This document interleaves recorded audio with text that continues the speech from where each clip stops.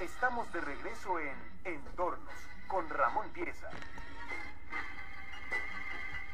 Y ya nuevamente aquí de regreso en el estudio, estamos platicando con Leopoldo Mendívil López. El libro Secreto de 1910, la editorial Grijalbo, de verdad, apúrese, quedan muy pocos, aunque va a salir ya la segunda impresión, pero aproveche usted la primera, no se quede usted con las ganas. Además, el haber publicado 14,000 ejemplares, es verdaderamente un éxito editorial, es una cosa rarísima, Polo, esto, que se haga una impresión de esta magnitud y de esta dimensión. Esto, lógicamente, pues dice mucho de que Grijalbo se dio cuenta de la calidad del contenido y de lo que era el libro y toda tu obra y la investigación que has hecho. No, pues muchísimas gracias. No, gracias a ti que nos permites conocer esta serie de cosas. Llegamos nuevamente al planteamiento. Hablabas por ahí en una forma tangencial todavía, pero creo que vale la pena que me ayudes a profundizar y a entender qué pasó con el asunto de los masones, todo el movimiento masónico, que ha jugado una parte muy importante, y ya no sé si la siga jugando o no, creo que ya no tanta, para todo lo que es el esquema de gobierno tanto de Estados Unidos como de México. Sí, efectivamente. De hecho, hace pocos días, un masón, justamente, un masón, y además una persona magnífica, muy político y literato, me decía que así como decía Woody Allen, que el futuro ya no es como antes, esa es una de sus mejores frases, sí. Decía, también la masonería ya no es como antes. No, ya no. Pero en los momentos en que se dio la Revolución Mexicana, en 1910, estaba en un momento de cúspide, aunque no tanta ni siquiera como lo fue el siglo XIX. Que básicamente toda nuestra historia, desde que fuimos independientes hasta que entró Porfirio Díaz al poder, aquí se dio una guerra tremenda entre mexicanos, controlados por los dos ritos masónicos que predominaban, que eran uno, el famoso rito escocés, que existía desde antes incluso que la independencia, y que estaba ligado a Europa, básicamente a Inglaterra, Francia e incluso a España, y por el otro lado los americanos que se acababan de rebelar, y no solo en lo político, no solo en lo territorial para crear su nuevo país, sino también los masones que hicieron la independencia de los Estados Unidos, como Benjamin Franklin, pues George Washington, todos ellos, incluso hicieron una decisión de la masonería y crearon su propio mundo, su propio sistema masónico para controlar toda América, que fue el rito yorquino. Y pues la guerra de México está planteada por una circular que se dio entre Joel Poinsett, el primer embajador de los Estados Unidos en México, y que de hecho tuvo él actividad durante la propia independencia. Él vino a instigar aquí, a acelerar que México se independizara y rompiera con España, y eso tampoco está muy documentado.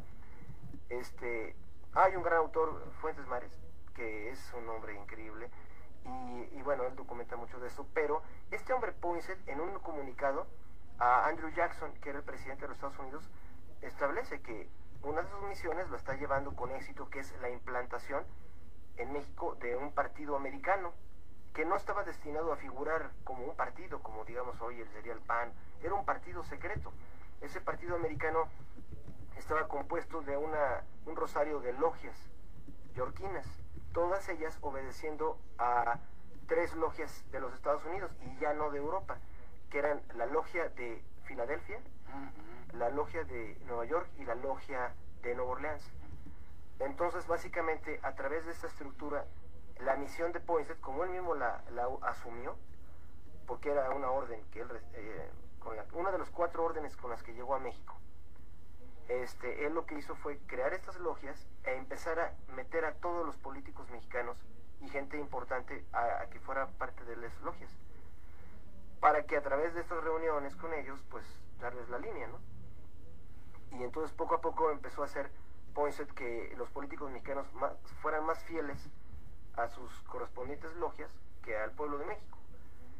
Entonces, incluso parte del programa era que hacerlos pelear en su momento y que México hubiera división todo el tiempo.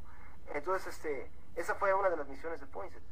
Y esta historia, pues básicamente produjo una cantidad increíble de levantamientos, guerra civil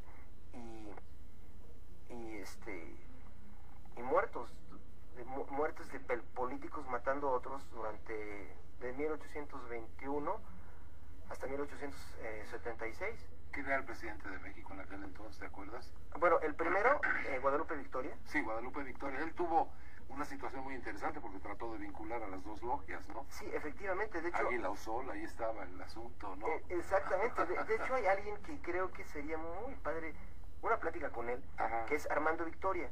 Es el descendiente vivo más conocedor de la obra de Guadalupe Victoria.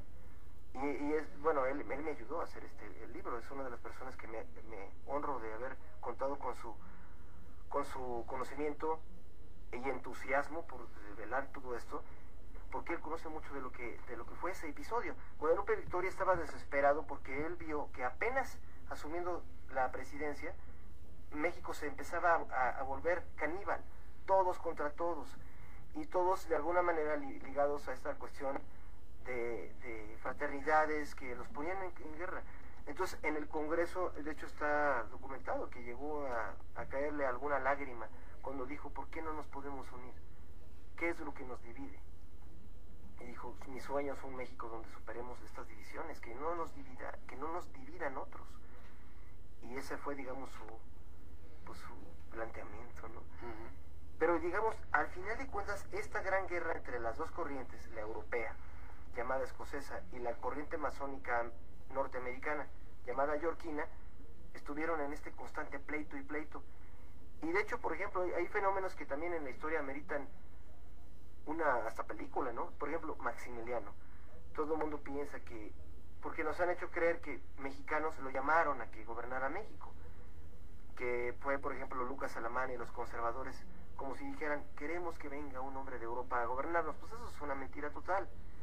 Lo que ocurrió, y que bueno, cosa de nada más ver la historia universal para ver lo que ocurre. Si uno va a París, al Museo de las Armas, va a encontrar un mapa del imperio de Napoleón III, y es impactante ver que el imperio de Napoleón III incluye a México. O sea, oficialmente México fue parte de Francia. Y no hay muchos que hoy en día a un niño le preguntamos y no creo que esté consciente. O sea, nos han contado la historia de una manera a propósito como para que ciertas cosas sean casi eliminadas de la historia. Y la interpretación de muchos es que cuando finalmente los europeos tenían la guerra con Estados Unidos, porque los Estados Unidos habían declarado que América era para los americanos, y empezaron poco a poco a minar toda presencia de Europa aquí, en América. Y de repente, cuando hoy se sabe que los propios ingleses fueron los que inyectaron dinero y barcos al sur de los Estados Unidos para que se rebelaran contra el norte. O sea, la guerra civil americana fue promovida por Inglaterra para romper Estados Unidos y volver a entrar toda Europa a América y empezar a beber de aquí, por decirlo así. Hombre, fue terrible. Pero además es lógico lo que dices de que Napoleón los considerara parte, porque era Pepe Botella y todo eso, ¿no? Sí. Tenía una lógica contundente, no tenía por qué olvidársenos de esa situación. Sin embargo, no es explicado, desde luego, en la historia. Sí, y por ejemplo, ahí lo que podría verse es que hay cierto oportunismo. Cuando entró en la guerra civil Estados Unidos, fue cuando los europeos dijeron, ahora es cuando, y pum, se empezaron a meter otra vez a América. En México lo vivimos cuando Napoleón III metió en México a Maximiliano, y de repente México era francés, y los americanos no pudieron hacer nada para impedirlo porque estaban en guerra civil entre ellos mismos. Pero eso es lo que explica que por qué todo cambió con Juárez, que nos hacen ver que Juárez es el héroe que liberó a México del invasor, como le llaman, el invasor Maximiliano. Pues no, hoy un día cualquiera que vaya al Museo Nacional de Historia en el Castillo de Chapultepec va a ver el trono de Benito Juárez, que literalmente es un trono dorado y que tiene todos los íconos del rito yorquino masónico. Es decir, Juárez fue apoyado por los Estados Unidos, ya cuando ellos ya habían hecho la paz interna, se había acabado la guerra civil, ahora sí, todo hacia México. Y entonces le metieron dinero y el señor Maximiliano pues acabó siendo asesinado, y pues nuevamente la guerra entre imperios librada en México. Como en Secreto de 1910 pues se habla de lo que pasó en el periodo de la Revolución, pero pues esto ha sido una guerra en México de potencias hasta el día de hoy. ¿Cómo se llega a vincular en estricto sentido Hopkins con los que después fueron convertidos en los iconos del movimiento revolucionario, con Villa, Zapata, con todos ellos? Él no es directamente responsable de entregarles arma, educarlos, capacitarlos, ¿o cómo está el asunto? Sí, de hecho sí. Él está documentado conexiones directas de Hopkins con los Madero, con Gustavo en lo particular, con José Vasconcelos, con Francisco Villa, directamente, tratos directos de él con Hopkins, y con Venustiano Carranza.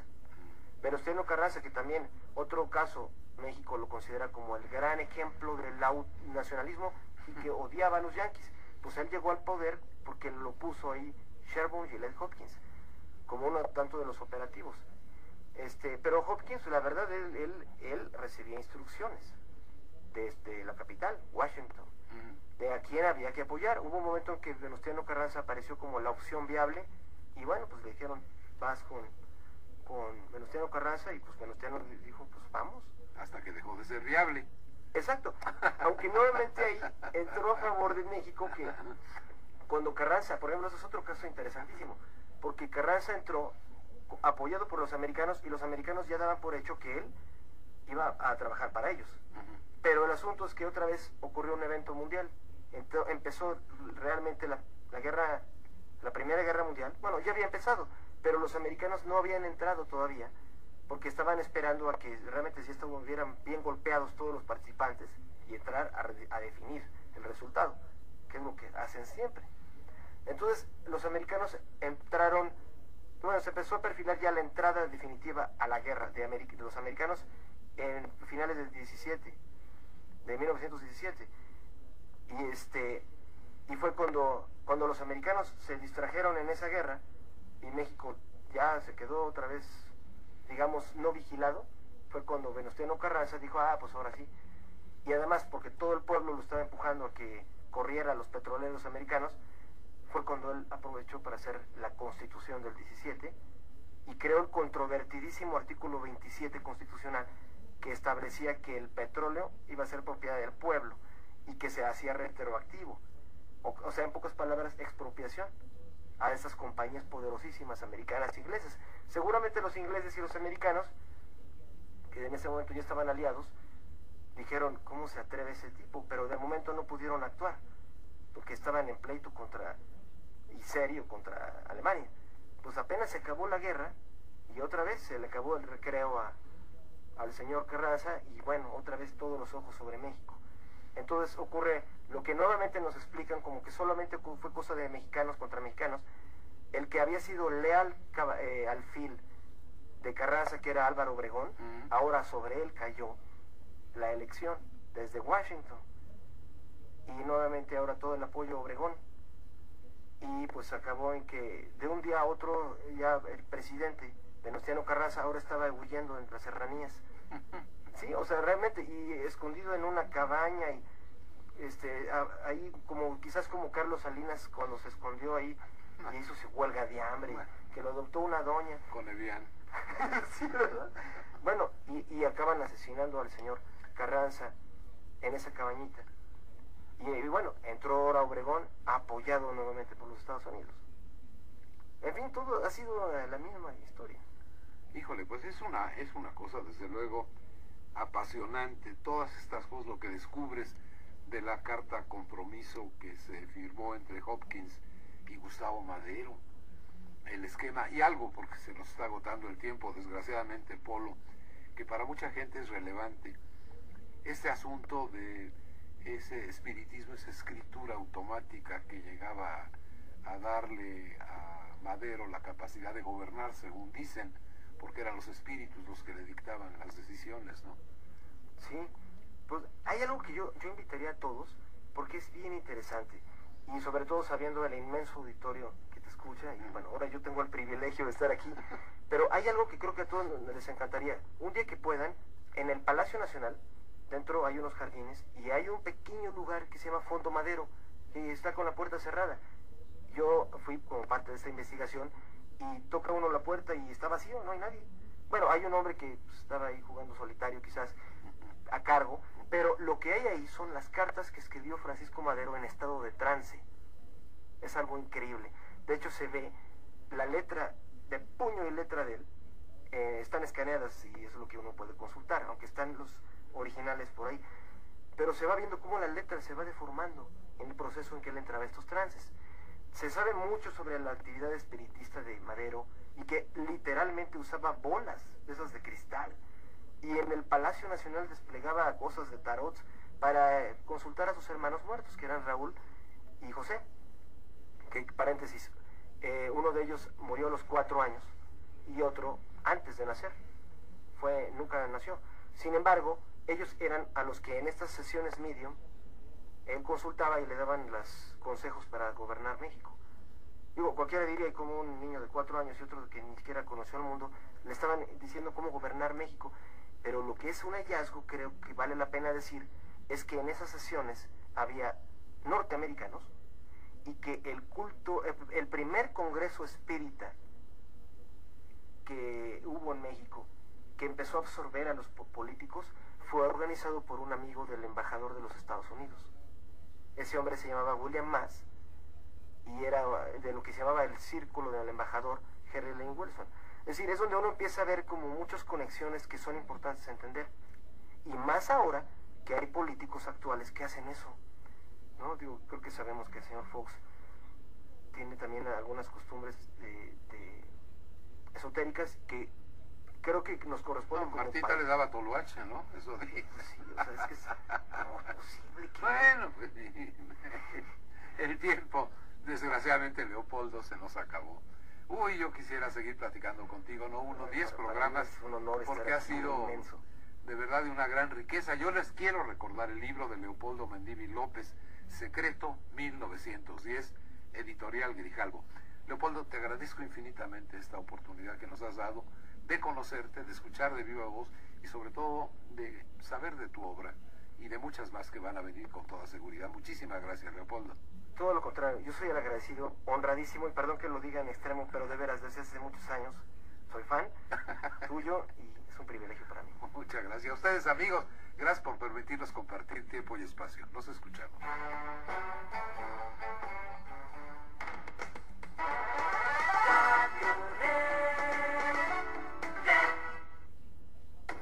Radio Red AM y el Águila, compañía de seguros, es la única que te ofrece cobertura 100. Presentan el reporte vial.